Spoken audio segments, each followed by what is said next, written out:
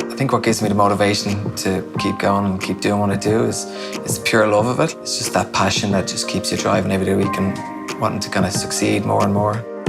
I definitely think there's a sense of purpose, positivity being main purpose across my illustration, you know, and to portray that positivity out through colours, mark making, you name it.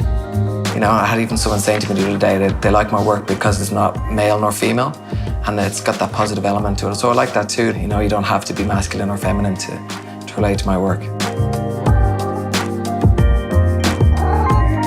I worked on a project last year called Izzy Wheels, and it was for two Irish girls, this girl and her sister Izzy, who has spina bifida. And so it was the whole kind of purpose behind their campaign was to basically create art for wheelchairs, create whatever you felt like you could create that created some kind of happiness and positivity. And then they basically made it into artwork for spoke guards for the wheelchairs. Jobs like that have positive impacts are just so important. Because at the end of the day, we're all purpose-driven, and you know, to have a positive effect and help somebody out along the world is just pretty important in your work. So I guess what inspires me is kind of everything around me. You have to kind of remain open to a lot of different sources to kind of keep everything fresh, keep it going, keep it new. And like, yeah, I've got some certain things like trawling through social media with all these amazing illustrators and artists and makers around you and be inspired by that, even by their colour, their palettes, or even a message they're conveying. I also like to sometimes just get out and get amongst nature or something that's away from your environment that you're in every day of the week, something that's new and fresh and get your headspace into a better place that can kind of create better work.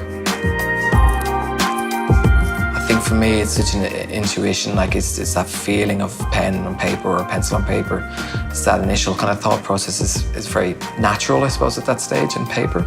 And then you move into digital realm where I feel I can give that kind of extra element to my work through colour or mark making. But I try to bring some of those analog tools into the digital realm and create that hand-drawn feel that, you know, give that little bit extra personality to my work. Yeah, I think an artist plays a big role in society. I think that's a pretty special thing that an artist has, that at the end of a pencil or a paintbrush that they have the ability to spread a message. Even if it's just a little doodle on a page, you can still create something that's going to make people kind of listen. You're creating little squiggles across the page that will mean something to someone else on the other side of the world, and that's pretty amazing, you know, and that gives me that enjoyment factor, you know. Every day when you get up and you're working for yourself, you have to have that motivation, and I think if you didn't enjoy it, you wouldn't have that motivation either.